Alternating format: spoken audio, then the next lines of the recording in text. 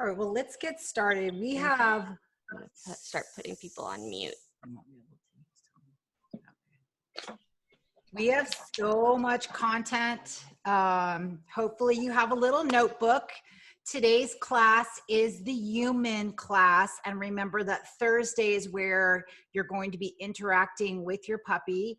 If you do have your puppy with you right now, that's totally fine. And you might need to step away to take your dog out potty or give your dog a bone or something to kind of keep them relaxed and chilled. But it is going to be recorded. This is class 3 of 8, which means we have 8 total classes for you that are completely free. Each week has a different theme. This week's theme is obstacles and sounds, which is going to be a lot of fun. It's going to be a lot of fun for you guys to see what we've done, but it's going to be even more fun on Thursday For us to see to watch. You guys get to do. I'm Yo Armendariz.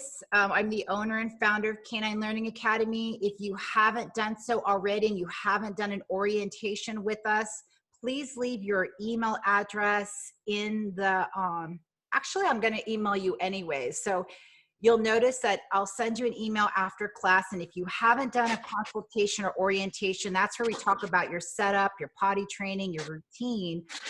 Please, click that link so you can register. And this here is? I'm Julie Fryman. I'm one of the head trainers here at Canine Learning Academy, and Yo and I are 2 very, very busy trainers putting together all of the online content and the 5 online classes that we have every week to make sure that our dogs stay up to date and there's no gaps in their education during this time.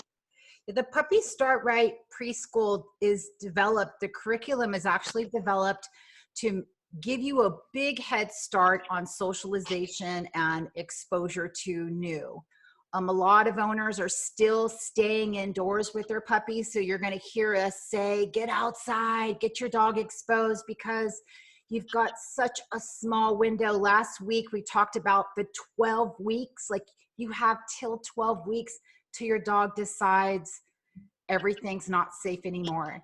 We went to a consultation actually yesterday, right? Yesterday, and I don't know if they might be joining us or not, but the puppy just in general was extraordinarily fearful of me already at 5 months. I wasn't able to touch or greet or even look at the puppy without him being very viscerally afraid. And, you know, talking more about it, we realized that the puppy had not been outside except to go to the bathroom until 5 months old. So he was afraid of everything. Yeah. We can see and hear you. However, we're going to just be talking through. It is live and it is recorded, so you can ask us any kind of question. That's the advantage of going live in a group class, is that you can ask. The other thing I love about this platform, unlike our normal classes out at the park, is that we can really dive in deeper into the why. And we feel like if you learn why, then you're going to be more inclined to actually do whatever it is that we're asking you to do. Ask questions if you need to, using your comment, using your chat button, and we'll kind of go through it either during or at the very end when we have time.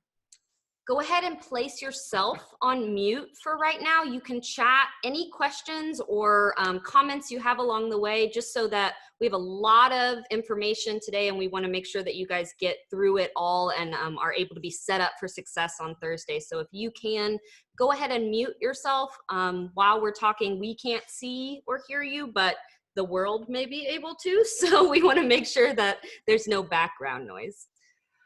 Yeah, and we'll send you a link. We'll send you an email after class. Those of you that got it last week, can you please type in, yes, I received it? I just want to make sure it's all working. So I take everyone's email. I put together email address. I put together an email. Yes, thank you. Great. And I sent, we gave you 2 flip books, one that had our entire guideline. And I'm so sorry if there's spelling errors, or I really try to get this content out as fast as possible. So if there's some errors, it's my fault. I'm just like typing away and trying to get everything to you. You also got the ebook with all the list of cues. So hopefully we'll get that edited as well and send you another copy. All right. So the Puppy Start Right is, again, a curriculum that is developed by the Karen Pryor Academy. We are going to ask that if you've taken 4 weeks of class, let us know because we want to send you a certificate. Now, since this class is free, you can stay in this class as long as you need to, whatever it takes. So if you've got kids at home, a husband that's not online, or you've got people that are going to be involved with your puppy, we recommend sending the link to them and letting them also get the information. They're more inclined to do what it is that you ask them to do. This is your puppy, so you want to set your puppy up for success by being your puppy's advocate. There's a typo there, and we take a positive approach without using force is what it says with. We are It does. Yeah. We are a force-free, fear-free organization through the Karen Pryor Association, as well as Fear-Free Associates, and just every organization that we're a part of. We want to make sure that we don't create unnecessary fears by imposing fear or force on our puppies, because our puppies learn how to behave from us. So Good. All right. Yeah, a lot of you got the email, so thank you very much for chatting in with me or with us. We're going to go over developmental periods, how dogs learn, the socialization and exposure of a few things, also problem-solving prevention. We've got a couple for you. The introduction to training. Today we are going to be teaching you Leave It and Touch Target. And what was the other one? Gotcha.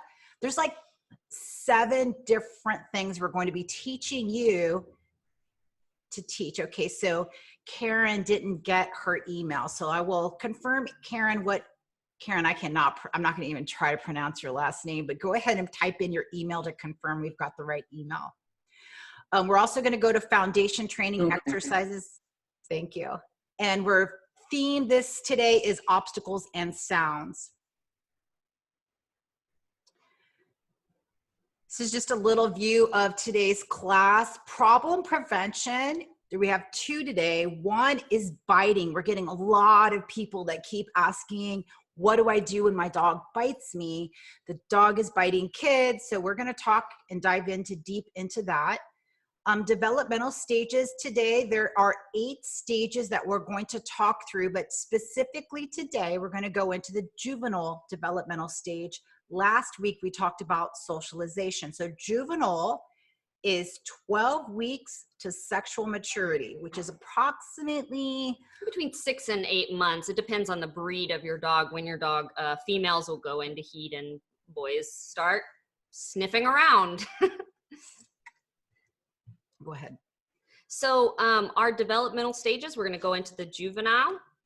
So the number one reason that dogs are relinquished to shelters or just even given away to other families, especially, is behavior issues that crop up during this time. Your puppies are still small and they're cute, so you're probably letting them get away with a little more than they should be.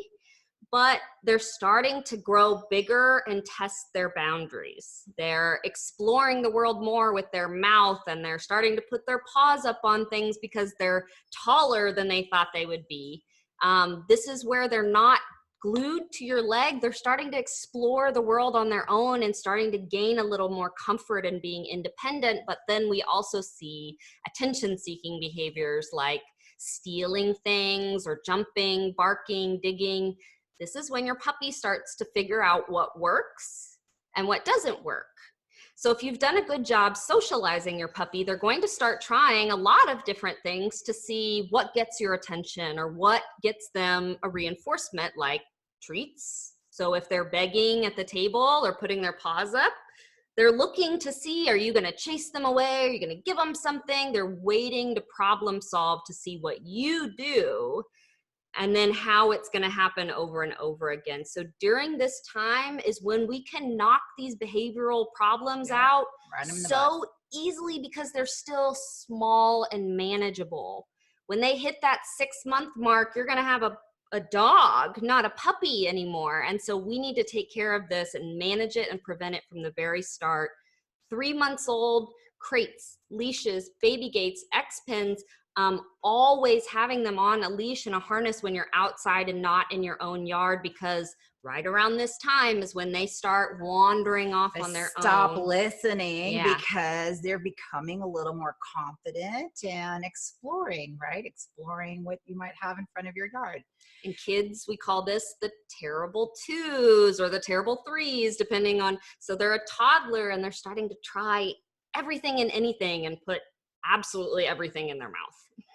Anyone ever experienced this stage? If you had an older dog that maybe went through this stage and they were so well trained and then they hit this mark and all of a sudden they kind of regress a little bit? Chat, go ahead and put that down in the chat if you've ever experienced that. I did with my dog. My dog actually passed the CGC test at 6 months old. They should have like taken it away from us like 2 months later, because then he was like, oh, well.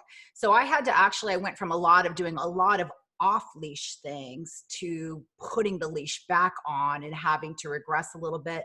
But the cool thing is it's kind of short. So it's not like you get a dog that's completely ignoring and has lost all of his training. It's just more of a trial stage and you just got to get through it. So bring the management tools back in. And when we say management, we're talking about gates, like she said, leashes, so things that sometimes a lot of our clients will go, my dog's so well trained, I don't need the crate anymore, I don't use this. And then they have to like bring things back in. All right. Okay, why is this not working? It's on the chat. Just click on this screen. There you go. All right. So body language, we dive deep into body language because if you can read your dog, you're going to react correctly. It's when you ignore the language that your dog is talking, the language that they speak, which is body language. You know, they'll actually talk to you with their entire body, their ears, their tail. It all says something. The other day, some of you were in class, so I don't remember what class was that. And I was mimicking what a dog is probably saying. And it was like, oh my God, stand back. Oh yeah, come on closer. No. What you're gonna notice in this video is a lot of mixed feelings, a lot of mixed communication. Learning all of the body language and then trying to implement it or trying to watch it during your dog's play session. We did that last week with human play. We said to record in slow motion is going to help give you those skills to see if you need to step in or to see, oh, my dog's a little stressed. Let me take some steps back. So what I want you to look for is relaxed mouth, floppy ears, play bow, body very loosey-goosey, and a very loose tail. What do you think that means for a dog? And we'll just talk about emotions, even though we don't usually like to say. Is that a dog that is feeling confident, happy?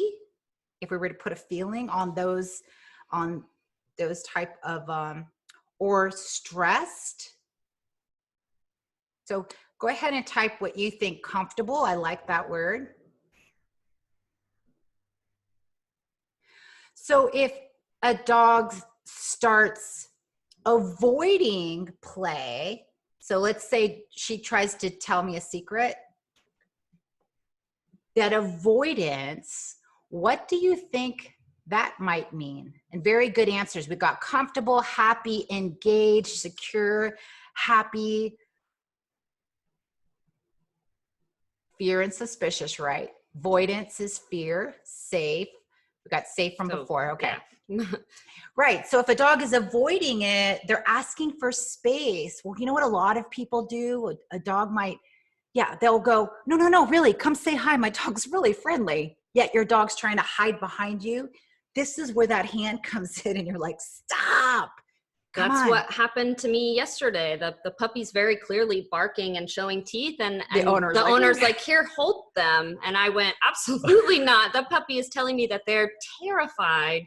So if I grab him at that moment, what are we saying? We're saying, we don't care what you are saying to us. You're going to do it anyway. So he's going to learn a different kind of communication, or he's going to just completely shut down if we're not actually listening to him. During a puppy play session, you want to keep your sessions pretty short. We're showing you a video of other dogs playing. We understand that that's not going to be able to happen at this time. But if you have an older dog and your puppy is playing with that older dog, please record and be mindful. During play, dogs learn to communicate and interact. They learn play styles. You're going to see in this video, a dog tries something, the dog backs up. They go, okay, okay, okay. And then they try something differently. You want to make sure that puppies are exposed to dogs with short noses that are fluffy, dock tails, so that they don't become reactive to them later. So we'll kind of talk you through some of the body language that you see. So you see some avoidance there. Different breeds, different jumpiness. During a play session, even though this is not the right flooring, we are letting the dogs interact amongst themselves. We like to use platforms like this to give the dog kind of a like, I'm safe. Especially the short ones. So you saw little Darla there is saying, absolutely not, I do not like that. We saw what called whale eyes, the big white part of her eyes. There's a little more avoidance. She's trying to get out of there. Now, which dogs? We've got a boxer, we've got two Aussies. We'll say a black Aussie, a chocolate Aussie. We've got JD, who's also an Aussie. And we've got Darla, who's a Boston. Darla. So Boston, boxer, two Aussies. So there's a play bow, but then you've got whale eyes. So you've got this little hesitant. She's going forward and back. She's mixed. She's trying to say, give me space. Come here. No, no, no. Just back up. Oh, yeah. Yeah, come back. So she's going back and forth. This is typical play. This is what, there's the yawn. I wanted to slow motion the yawn. The yawn is a sign of stress. Lip licking. You see a lot of the puppies doing some lip licking. So it's very stressful. That's why you keep these play sessions very short, anywhere between 3 and 5 minutes. This was the first time these dogs all played together. And we saw dogs mounting, right? Dog gets up on another dog that's only 9 weeks old and they're mounting. It's not sexual. It is strictly, well, let's see if this gets that dog to chase me. It's their play style. It's trying something. And if the dog turns around and starts chasing, it works. You'll see here the boxer ends up, after many repetitions from Darla, laying on her side and kind of playing a little more like this.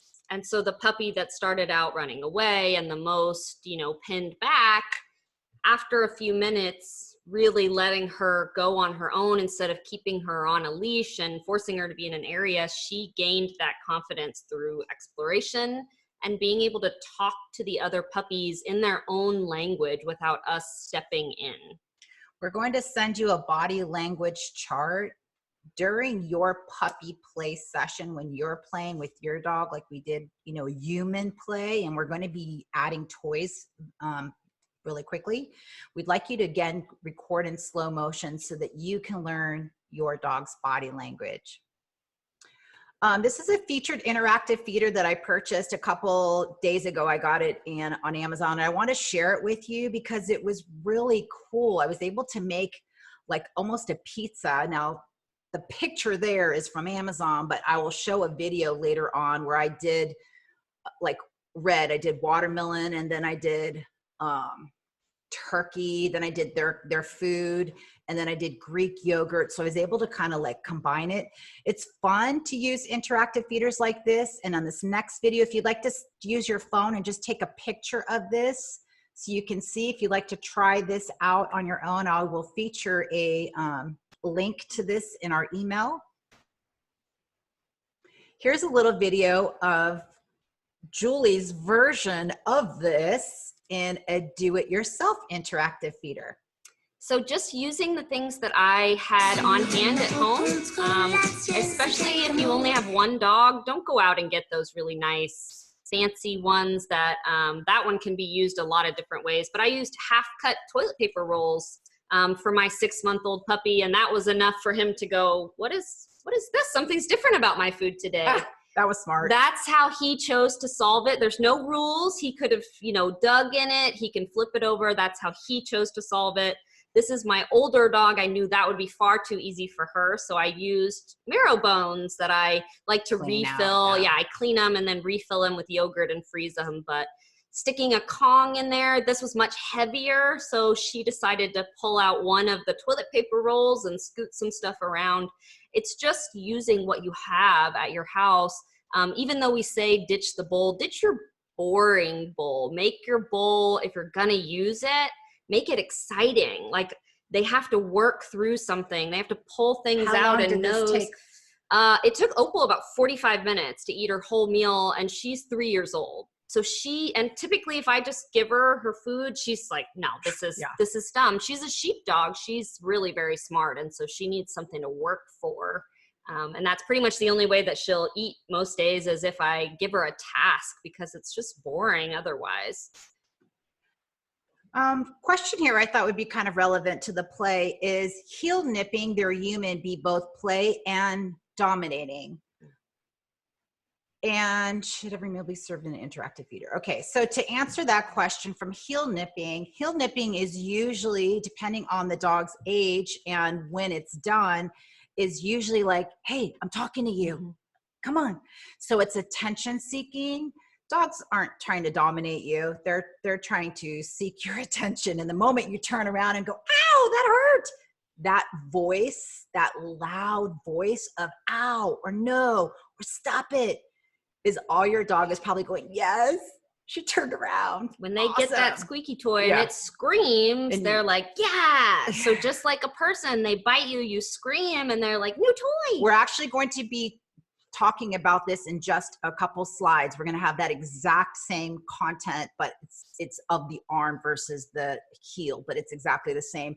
A lot of Aussies, like my dog, went for my heels all the time. That's why you'll hear me say I've got little tiny holes in all my Lululemon tights. They were all in the same place because he constantly, if I walked away, would like start to try to herd me. So could be what your dog is made to do, and that's something that's in their breed standard. So we'll talk about that throughout, and talk about more socialization things for a second. And Megan's question, should every meal be served in interactive feeder or just one meal a day? Every single meal. Using an interactive feeder and training your dog by using their food. So you're going to bond with your dog and you're going to mentally drain them. So it's physically exhausting and mentally exhausting. And if your puppy is under 6 months, they need to be eating 3 times a day, not 3 full meals, but take that measurement, split it into 3 meals a day so that they have healthy energy throughout the day. Here's the socialization checklist that we sent in last week's email. It was an ebook or like a flip book. You can print it and then you can have it. If you want just a PDF copy of it, please just let us know and we'll send you just a private PDF so you can print it off and kind of check it off. You've got till week 12 to try to get as many as you can. Can you read that? Yeah, my pup is 8 weeks and feed 3 times a day. Should I use the dividers for his meals? I think you mean the interactive feeders. Yes. Absolutely. Yeah, all 3 meals, either using it, hand feeding, interactive training, doing something other than just giving him those 100 pieces of kibble and saying, here's free food.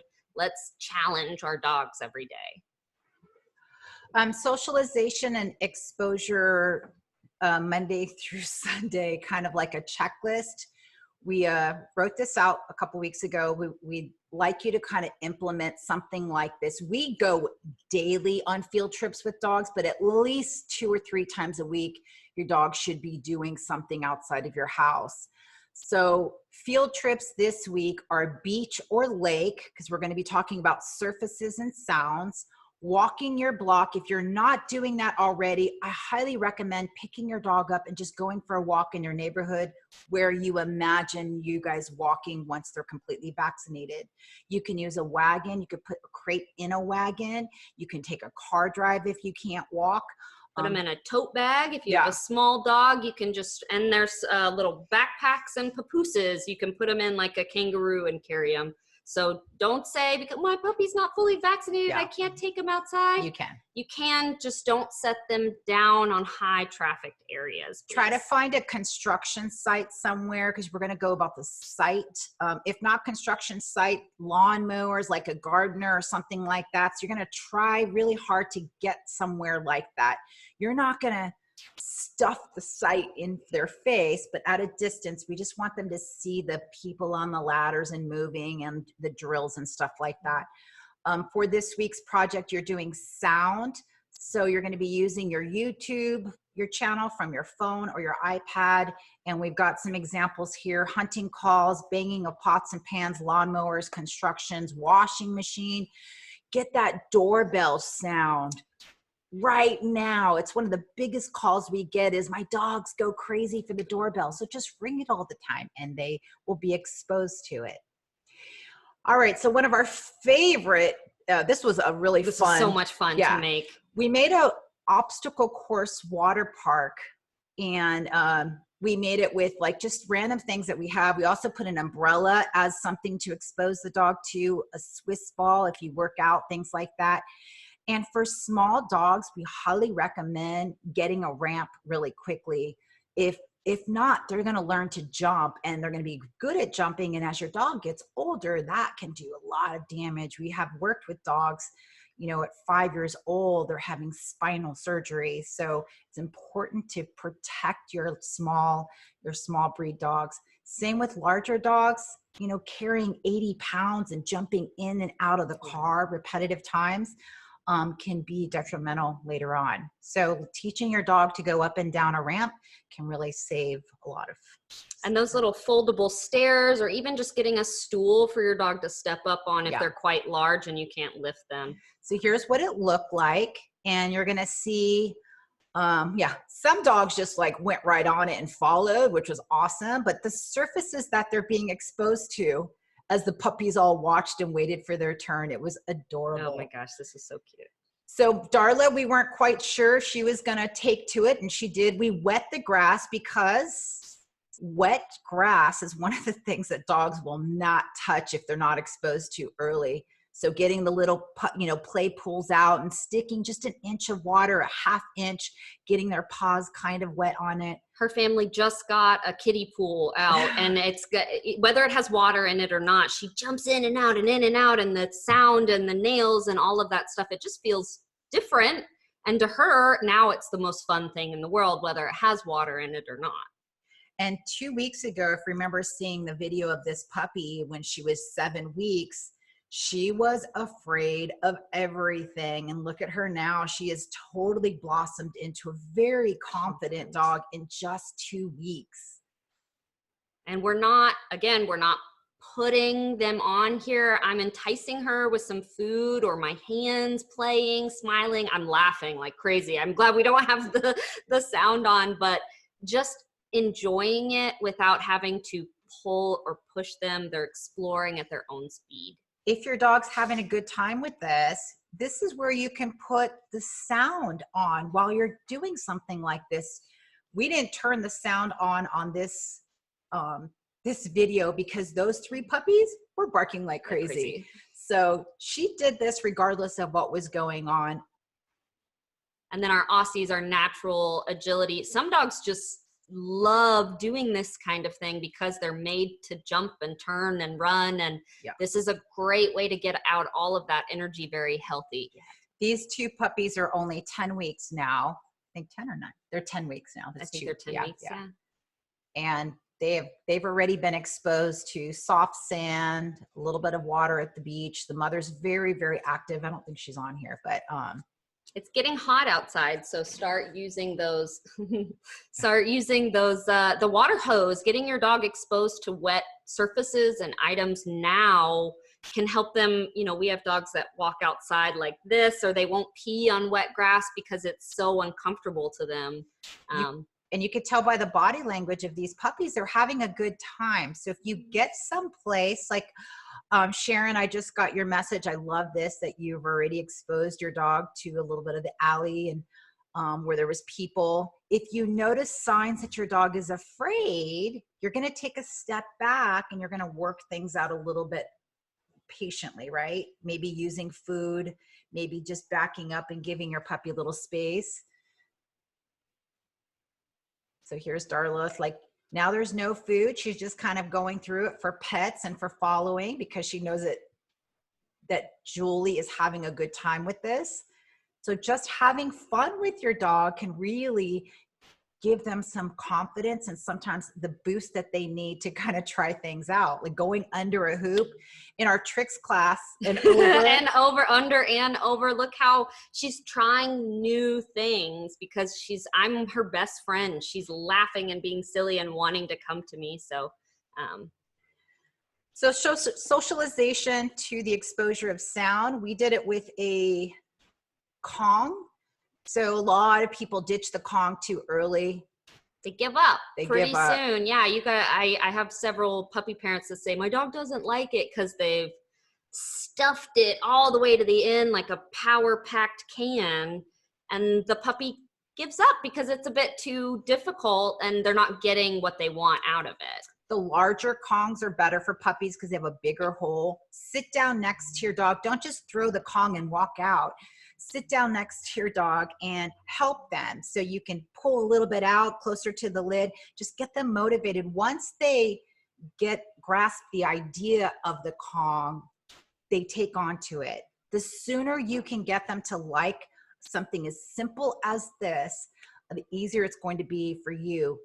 A Kong is something you can buy 6 or 10 of them, stuff them ahead of time, stick them in the freezer, and food to go all the time. Especially when I'm working on the computer or you're home, you don't have time to go and fix things all the time. Having it ready to go, and then being able to hop on a call right then is invaluable with a puppy.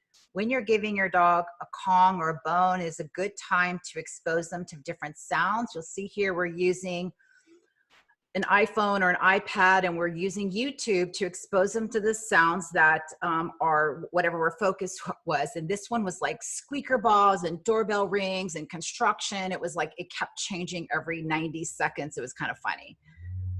That was puppy crying. It was a Boston Terrier. Mm-hmm. Yeah. Just some really high squeaky pitch sounds, even like I think at one point, like a fan squeaky, old rusty something twirling, that sounds, it doesn't make a big difference to us, but it sounds very, very different to our puppies. Keep the volume at a volume degree where your dogs aren't completely like staring at the screen. So ignoring it and getting into their food is ideal.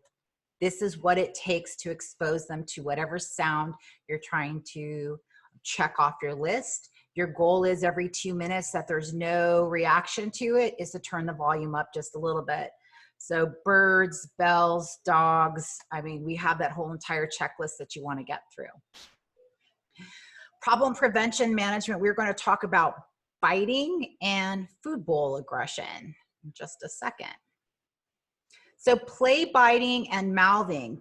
Dogs do it for a lot of different reasons. One is to initiate play. Think about it. If you pinch me, I'm going to turn around and be like, what the heck, right? Dogs do it all the time. They'll bite something just to get that reaction, that turnaround reaction. It's not ideal. It's not ideal for us, but it works. And that's exactly what they're supposed to do with another dog. So they're trying things with people that they would try with a litter mate or their friends or an older dog. That's all they know. That's all they know. So attention seeking, your dog is doing something that like play biting, they're trying to get your attention.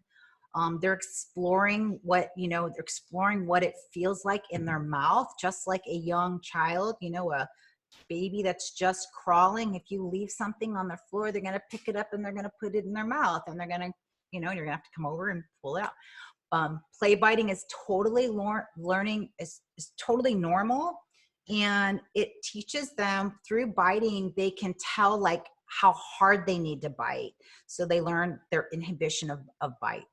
If you see two puppies playing and one bites the other, you'll see the dog turn around and face them, and then they'll avoid them, saying, I'm not playing with you right now. And then they kind of try again. So going forward, here are your steps to train this. Step one, you do want to train this, and how you train this is you pull out a toy and you engage in play. Like a rope toy is perfect because it's got a good size on it. If your dog, and you're going to set this up so that you can work on it. And how you set it up is you take the end of the rope toy and you kind of put your hand in the wrong spot. And now if you are over 65 and have very thin skin, this is not something you're going to do, but just want to give you the full concept and how to train it. Or for kids, this is an adult only exercise. So you take the toy and you place your hand like half instead of at the very end like we're supposed to. And the moment that your dog puts their mouth on you, you're going to do step two, which is you're going to withdraw your attention. You could stay on your knees because you were playing and you can just withdraw your attention like this, but it just goes up to like this. So it's the moment they touch, just like that. Cross your hands, wait 2 or 3 seconds. And if your dog kind of backs up, stands, sits, or any of those behaviors, you're going to reward that. And you can reward with a treat if you'd like. And then you resume play. So it's 4 steps. You are not to say anything though. No yelping like we heard before. Yeah, because the yelping is not something that your dog is going to understand. And they go, oh, we're playing again? Your sound doesn't sound like a puppy sound or a mama's sound. I hear that all the time. I'm making what their brother or sister would make. Yeah, that's like trying to speak another language. They know that it's not your first language. So here's the video of what it looks like. So you begin to play with your dog with a toy. And she's got a leash on just so I can keep her in the area. The moment your dog puts their mouth, you're going to remove the attention right away and even look away. Now, Darla already backed off pretty quickly, but we're showing in this video, if your dog didn't, you would actually stand up, and you're waiting for more appropriate behavior like a sit down or just a walk away. Here, Darla sits. So Julie comes down and rewards her for the sit. Rewards the calm, and then begins to play again. Now, some dogs, you turn them on by giving food, and then they don't want to play with the toys. So you can always just reward with play again. You don't have to treat them for the alternative behavior. So the big picture is, instead of biting me, I'll play with you if you're calm, like if you can play without putting your mouth on me. So the moment the mouth goes on your skin, you remove attention. Even though it's an accidental, it's still the same with your heels, or if your dog's trying to come up and play and they start putting their mouth on you when there is no toy. In the video, did Julie command sit, or did Darla sit on her own for waiting for Julie? We waited quietly for a behavior that she would offer that looked calm to us, whether that's sit or stand or wait or eye contact. As long as her paws are on the ground, we were reinforcing that. So no, I didn't say anything to get her to do something. But if your dog has sit on cue, if you've waited 2 or 3 seconds and they're really going at you, you can cue a sit and then reward the sit. However, that's not the goal. The goal is that your dog automatically gives you a sit, but you might need to help them out the first few times. If they're overstimulated, especially. And this is also one of those things that we keep short and sweet. We want to make sure that if your dog's going for your arm multiple times and redirection and the standing up isn't working, you've probably gone on a bit too long and your dog's getting frustrated or overly excited. So remember when we're playing with our puppies, to keep it short and sweet so that you both have the best experience possible.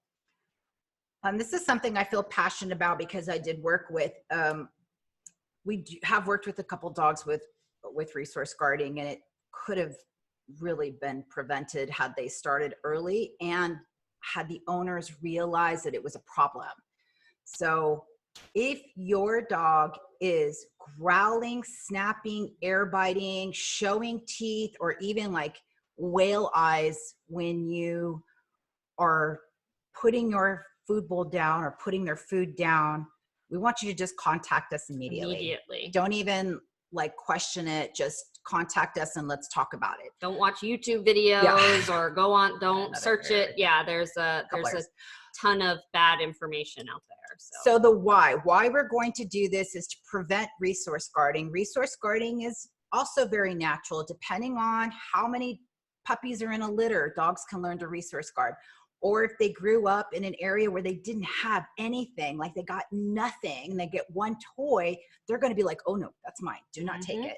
So it's natural for a dog to develop resource guarding. It's not something that it's something you want to kind of fix pretty quickly. Especially with children, if you've got kids at home, I mean, it's just a matter of time before they take something from a puppy and the puppy is going to end up going into a bite of some kind. All right. I'm going to show you an adult dog video of a dog that we worked with. We talk about him quite a bit. His name's Callie. He had a resource guarding of 5 different things, and it started with the food bowl. Then it went to Kongs, bones, tennis squeaker balls. He's the dog I talked about last week, 6 or 7 bites by the time he was 2 years old. And in the end is why he was euthanized, because of the last bite. And I told you last week, the girl had 110 stitches. So this is what food bowl aggression looks like. This is the fixed version of it. I think I recorded the non-fixed version, but this is us working through his resource guarding. One time. Wait. Okay. Okay.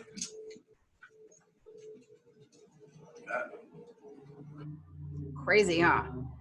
So if you came near him within 6 feet, his eyes would look at you and then he'd stop eating. And he's just waiting. He's just timing it.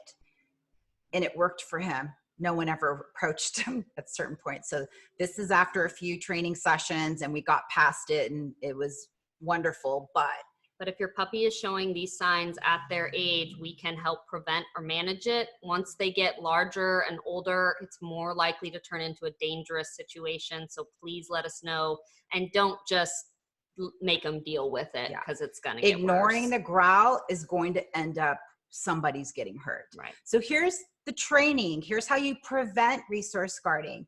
You're going to place your dog food, in a bowl. This time you're going to use a bowl for training purposes. We ended up switching to a different type of bowl, a ceramic bowl, because the stainless steel bowl was something that she was scared of. When she's done eating, you remove the bowl. And when your dog is looking at you, you place more food into the bowl. So here I place food into the bowl. And once she goes into a sit or back up, the food bowl goes down. And I say the word, okay, which is her word of meaning you're released. I'm saying the word as I come down. I'm not going to like set it all the way down, wait 5 seconds yet. We're first just getting the behavior. So it's food bowl, add food when your puppy's looking at you. Never remove the food bowl until they're completely done and they've backed up on their own. So she's finished. She's backed up. Food bowl goes up, place her food. Now just wait. You don't have to say anything. Even if you have to wait 2 minutes, just wait. There's the sit. Now I slowly bring it down. If she pops up, I just bring the bowl back up. I'm still waiting, and there's the release. So I'm saying the release word before the bowl touches the ground. Eventually, you're going to get a much stronger weight. Also, I see a lot of parents at this age doing the sit, stay for like 5 minutes before they release the puppy. That can cause a lot of frustration at this age, which can then result in growling and stress around mealtime. So we're just waiting until we set the bowl down to release her, not the full 10-minute stay. And we're not moving. We're not reaching for the bowl. Once that bowl is down, it's hers until she backs up. Same with a plate of food. If I set food in front of Yo and then I try and take it back, like, hold up. She's a jujitsu fighter. She's going to smack me in the face, you know? So I would hit you over food. Matthew says, is this post 12 weeks old or sooner? What do you mean 12 weeks old? We just recorded this yesterday. No, when the puppy, you want to do it after 12 weeks old. Start this right away when they're young. This is now. Yeah. Start this right away. But also be patient when they're little. They're going to get up and move around a lot more. So you may just wait for a stand and eye contact to set it down before you really work on that solid sit. Yeah, it doesn't have to be a sit. They just need don't lunge. Yeah. Like anytime a dog's jumping on me to get their food, I just, check my phone or something, just like, because we also have those clients where the moment it's food time, their dogs scream and bark and jump everywhere, and you definitely don't want that either. So nothing happens until the dog is calm. That's the walk, going outside, getting your food, attention. Petting. Anytime your dog is not calm, none of those things should happen. We talked about setting up for success. It's 3 tiers. Get your dog motivated. When you're ready to train your dog, make sure they're hungry. So don't feed them breakfast and then try to train them. You want to use their meal for that feeding time. Make sure that they've already gone potty. Maybe it's the first thing you do after they've taken their nap. They go potty and then you're ready to train. That's a good training time. Rewards, you want to use their food, their regular meal time for it, and then maybe throw in a few higher reinforcements. And we're going to have some links to some of our favorites that we have featured on our page. And we're going to tell you why are there our favorites. Sometimes it's the size, sometimes the ingredients, most of the time the ingredients.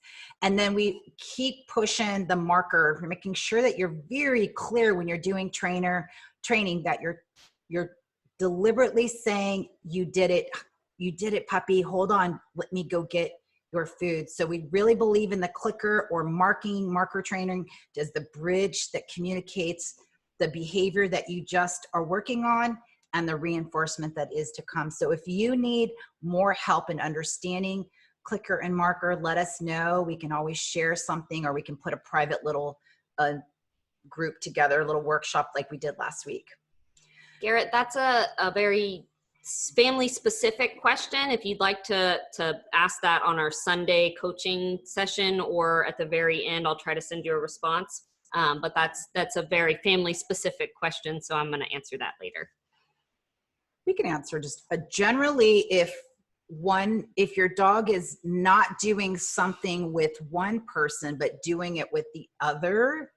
And the question was, Jackson will not put his mouth on me, but will with my son and wife with the nipping or play teething. Typically, it's something that they're doing that's reinforcing that nipping.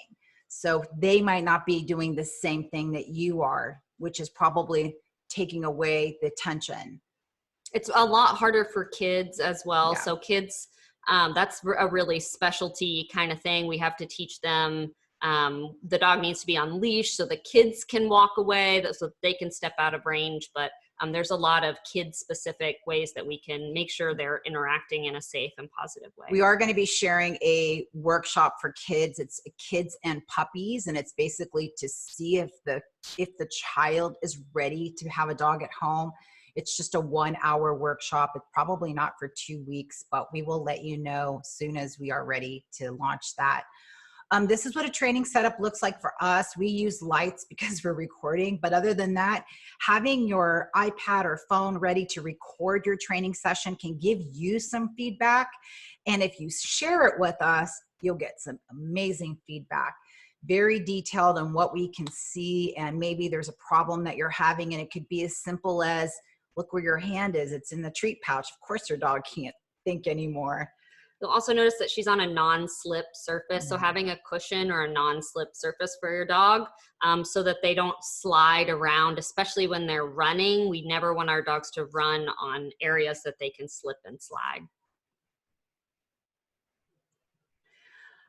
Dogs learn lots of different ways. The 4 methods that we use for the Canine Learning Academy is capturing, shaping, targeting, and luring. Today, we're going to talk about targeting, which refers to a dog touching his nose, paw, any body part to another object. In this case, we're going to be using nose to hand. If you'd like to, Jenna had a question about posting video on our private Facebook page is where there's a training staff of 4. Sometimes Joanna will jump in there too, and we can look at video at that point. So we'll have a topic and you can post it there, or you can just simply post it on the page and you'll get a couple different feedbacks from usually Julie and myself, but sometimes. Or if you're nervous about posting around other people, I know that some people don't enjoy the feedback from the group. So you can always send it via messenger or email if you're not on Facebook. And I'll type our email address in the chat. So targeting, the goal is to get your dog's nose to an object. They want the private, email. We'll just send it in the actual email afterwards. Yeah. We're targeting the nose to the hand. The importance of this is to understand that you're going to do this in a quiet setting and make sure there's nothing else there. And the only thing that's going to move is your hand. Present your hand right by your dog's nose. It's very natural for your dog to go, what's that? If you need to, you can always rub a little food on your hand. That always works for me. And then place your hand right by your dog's nose. I'm going to go ahead and start playing this video and we'll talk over it. So Julie here is presenting her hand. It's the only thing that's moving. She marks, so she's using a clicker, which is in her right hand. She clicks, she then pays the dog and resets. Reset means that her hands are going back up to a default position. Now, some quick learners are going to know really quickly where the food is coming from, so you might have to keep switching your food placement, right? So she's marking. So the momentum of your dog's head going towards the nose, towards the hand is what you're going to mark. If you're using a verbal marker like yes, it would be right. Yes. The movement. The nose does not need to touch the hand. But you could, if they're not afraid of it, they could nose punch you. What you don't want to do is move your hand towards their nose. You just simply stay right there. Yes, treat, hands back to default. Once you've got a reliable nose punch, then you're going to move it 2 inches to the left, 2 inches to the right. You could teach your dog anything once they've got a really solid nose target. You'll notice that my hand is totally still. I usually have people put their hand down and they're trying to get their dog's attention. If they're not looking at you, pick it up before you move it closer to them instead of coming at their face. Nose targeting is how we teach almost all other behaviors. In the zoo, it's how they move these enormous animals from one side of their fencing or their gates or their housing to another side. So right. Can't put a leash on a rhinoceros, right? Absolutely not. Once you have a reliable nose target, you could put it on cue. Our cue is usually touch or nose, Once you have it on cue, you can begin moving your hand and you're creating a moving target. So instead of having to have food in your hand, your dog will just follow the target. You can teach spin, down, sit, go around me, peekaboo, Go and through my legs, so go much through the more. dog door. There's 1,001 things you can teach them from targeting. So do you have any questions on that particular targeting? Please go ahead and type them now, and we'll move on to leave it. Nose targeting is going to be one of your homework assignments. It's one of the first things we like to teach, even at 8 weeks old. After your dog is getting fed by hand, it's a really easy thing to teach, and it's very natural as long as your dog's not afraid of your hand. If your dog is afraid of your hand, let us know. We'll help you kind of get through that pretty quickly.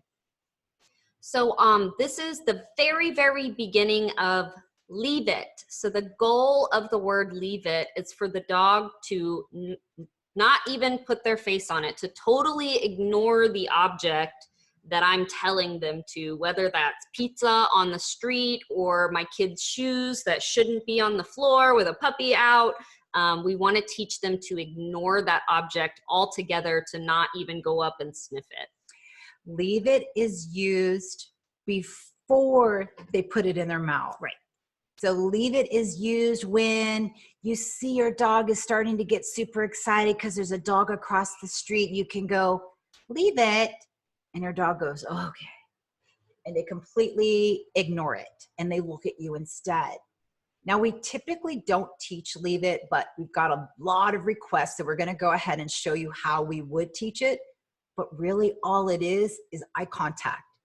All you're saying is, don't look at that, look at me. But we'll show you the steps on how to teach it.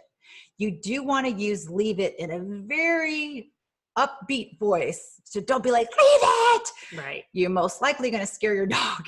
And that's not what you're trying to do. You're trying to teach them using a really upbeat voice, and then you can use it on your normal walk. We don't usually teach leave it because most of our dogs have several different ways for eye contact. So I do a kiss, which means look at me.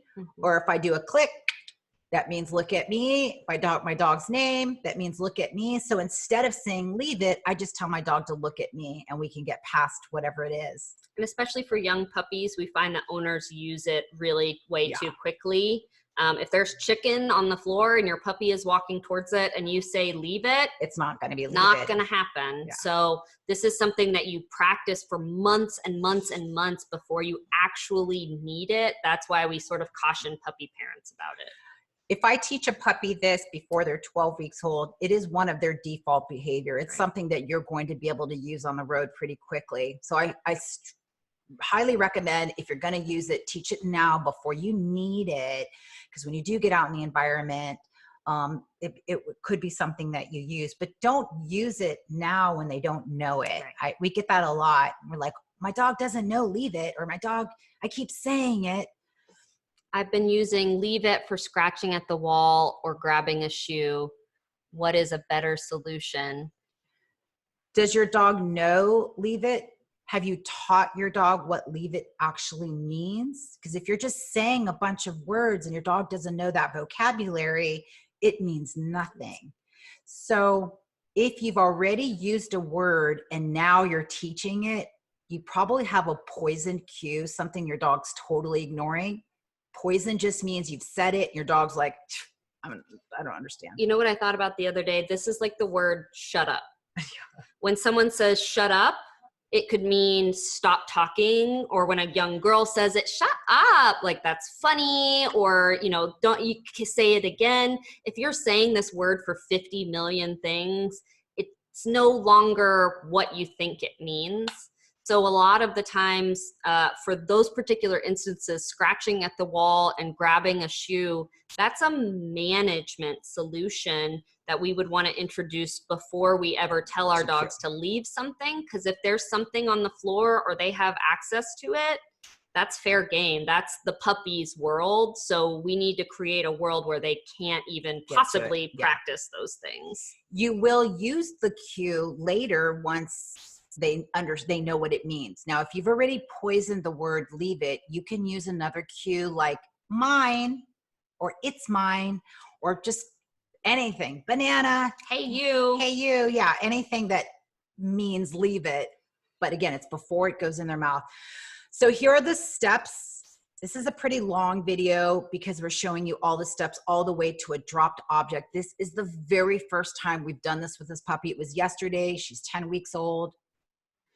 So you're going to put kibble in one hand and the treat in another. Keep the clicker in the treat hand.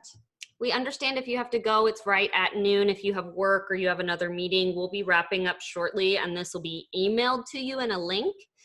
So I know if you're on a tight schedule, it is noon, you need to go ahead. We're almost done for those of you who are ready to stick around and you want to ask some more questions. So present kibble. You're going to put your clicker or your mark. You get ready to mark. The moment that your dog pulls their head away, that's what you're going to be marking. You're going to remove the kibble and you're going to give them a reward instead. So hand movement is what you're going to see. One goes down, one goes up.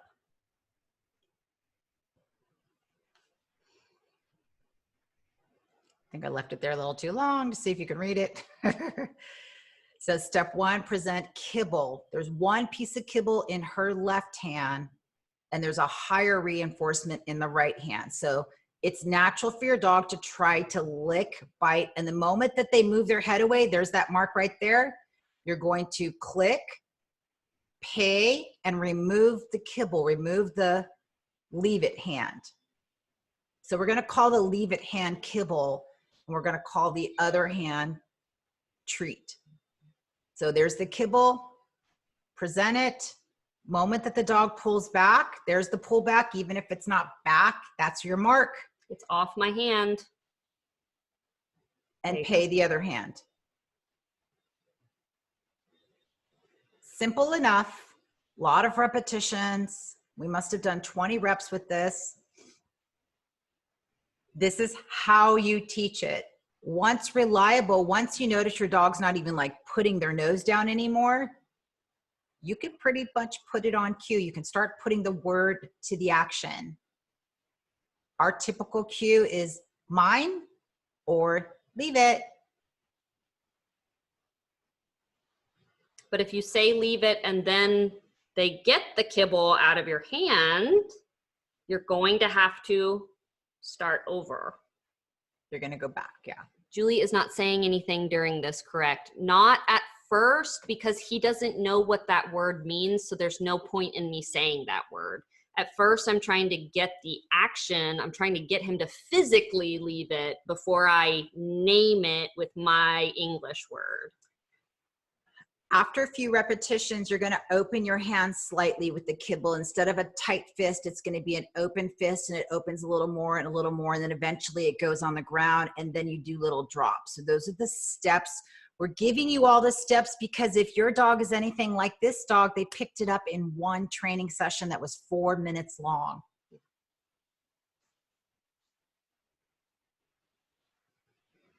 So there's the open hand, there's a lick, but there's the turn away, even if it's an accident turn away. I think he heard a noise, but it still was off of my hand. He still got the correct answer.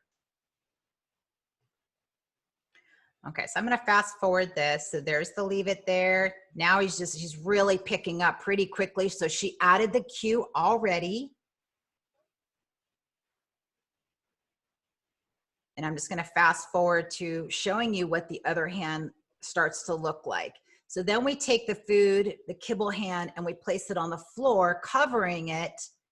There's the mark, right? There's that back up from the dog, which gives the dog a mark and a reinforcement from the other hand.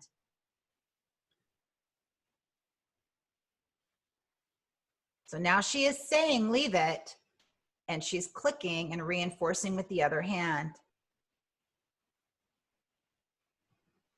And fast forward a little bit more, your hand gets a little more open, and then eventually you go into the drop, and then you generalize it with things like tennis balls and things like that.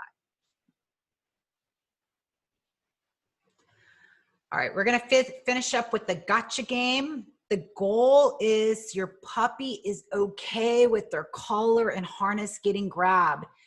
We're going to be playing this on Thursday because there's nothing more frustrating than when you try to put your leash on your dog and you try to reach over and grab their collar and they bolt. For me, I've got 4 sets of stairs. If my dog bolts, I'm pissed by the time I get all the way upstairs. So gotcha is another way of teaching your dog, come here, right? Bring your neck over here. Super simple to teach. Also, if your dog or puppy gets out of the house one day, you want someone to be able to stop them without holding onto their tail or their arm. We want them to feel comfortable with that hand on them.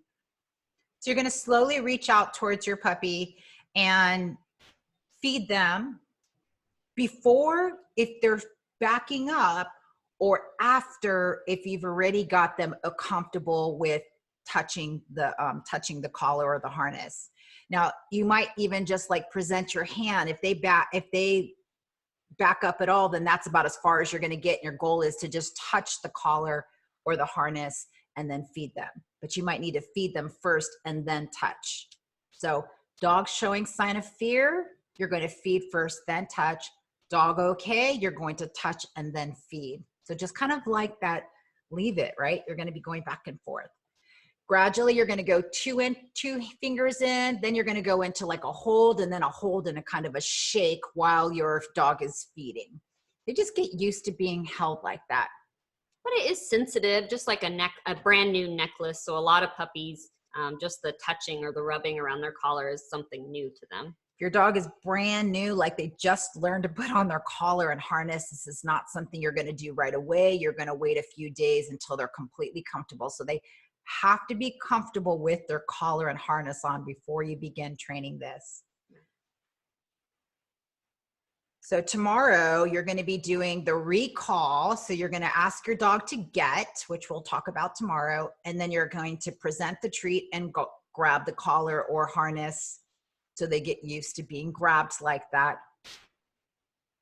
And here I'm saying, gotcha, as I'm holding on to her. So that's where the gotcha game comes from. And we'll show that step by step on Thursday morning is our live puppy class with human and puppy. It is probably the best day of our week is that class. It was so much fun last time. I hope that you guys can make it with your sweet kids. Good. I like what Sharon said. Mm-hmm. So this Thursday, your interactive class, you're going to want to bring cookie sheets, random things from the kitchen, Amazon boxes, broom.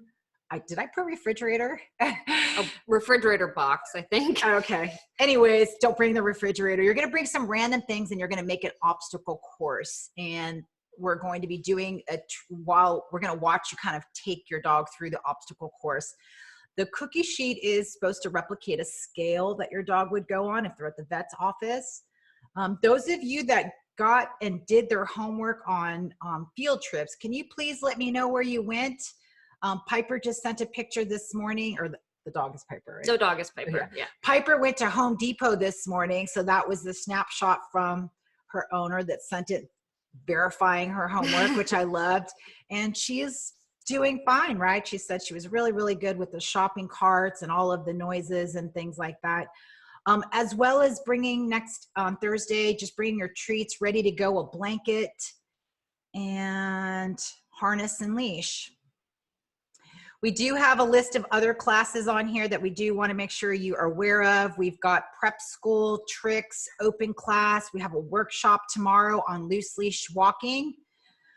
We do have some packages for you. So our puppy training 101, we wanted to feature and let you know that it includes an entire year of classes. So prep puppy class is this puppy start right is the very beginning. And then if you guys graduate, you go right into our prep school curriculum, which is, it can be ongoing for 6 to 8 months. It's basically a week by week of what to do every single day to get your dog to be well-mannered, not just in the house, but outside too. The same curriculum we use every day with our all-day puppy school. So if you guys have ever seen videos or you want to check out our social media, those puppies that we start with at 8 weeks are incredible. The adventures that they're taking throughout their life. We pride ourselves on that curriculum. So that's going to be your opportunity to see that and be a part of our all-day school throughout the year without actually having to attend every day. So the unlimited group class membership gives you prep school, tricks class, Canine Good Citizen, that's the advanced obedience curriculum, Rowdy Rover coaching workshops, which we do 4 a month, and you'll receive 1 private coaching session. That is all year round live classes. These aren't recorded classes. These are completely live, so you can show up with your dog or just ask questions right there. The investment on that is $4.99 for the entire year, or 2 payments of $250. The other package that we have, if you want to dive in a little deeper, it's prep school and tricks class for 12 weeks. It's a private training session every single week with either Julie or myself. So it's a coaching session.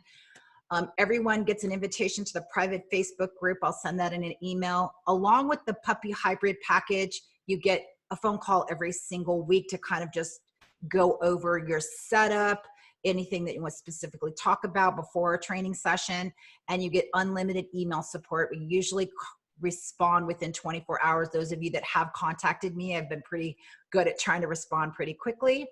And 1 year of all the rest of the classes. And the investment on that is $1,800, which is exactly the same price as our 12 session package, but we just added a lot more features.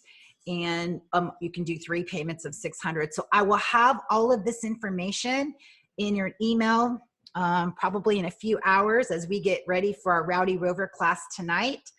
Thank you guys very much for joining us.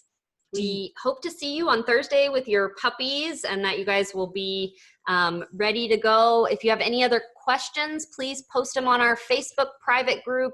We'll send you a link to that, as well as a link to the recording of this class if you missed any part of it. Yeah.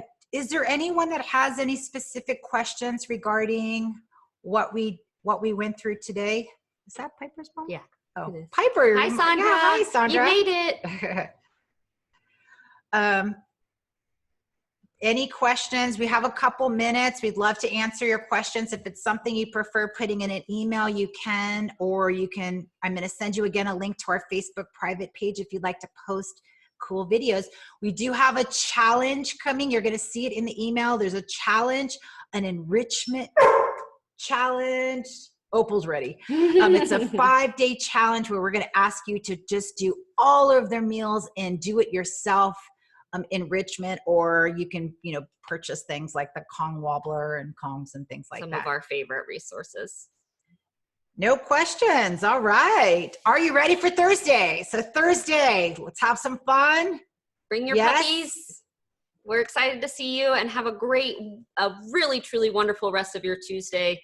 We love that so many people are showing up and taking advantage of these resources for their puppies. So thank you guys. Have a good day. Bye. I love Megan. So cute. Yeah. We've got some kids coming on Thursday. Mm-hmm. That'll be great. Sandra looks happy to have her Piper back. Yeah. Sharon, it looks like you would be really maybe a better fit for our reactive rover class for dogs who are fearful or reactive to outside stimuli. They're both 2 years old rescues. Oh, okay. So Karen or Sharon, whoever has the older dogs, the rescues. Yeah, Sharon, sorry. That seems like it might be a little bit easier to go over the issues specifically for your dogs because they're not puppies anymore. But if you want to contact us about that, that's okay. A lot of dogs aren't neutered yet. Garrett, your question, and when does live training begin? Thursday? You mean Thursday's class? You can unmute yourself and just talk. Yeah. When does live training? No, maybe when can live classes resume, or in person? Okay. Yes. We're in California. I don't know exactly where you guys are. Oh, I'm sorry. We're in Sunset Beach, California. Where are you from, Garrett? Oh, we're in Los Alamitos. Oh, yeah, you're neighbors. So we currently have an all-day school program where puppies as young as 8 weeks old are going to right now. And they're okay. Yeah. We didn't think anyone could come out yet. Oh, we're not doing We don't have a we don't facility. have face-to-face with people. We're doing most of our services online for face-to-face training, but we also have our all-day puppy school because there's zero interaction with strangers or other people. Yeah. It's just our 2 trainers are working with puppies through a school curriculum all day. Okay. When Yeah, we- we're doing pretty well. I'm also, do you know anything? My dog loves gross stuff like right now. Like he found like a bird carcass and started rolling around in it. And That's typical. That's a dog's life.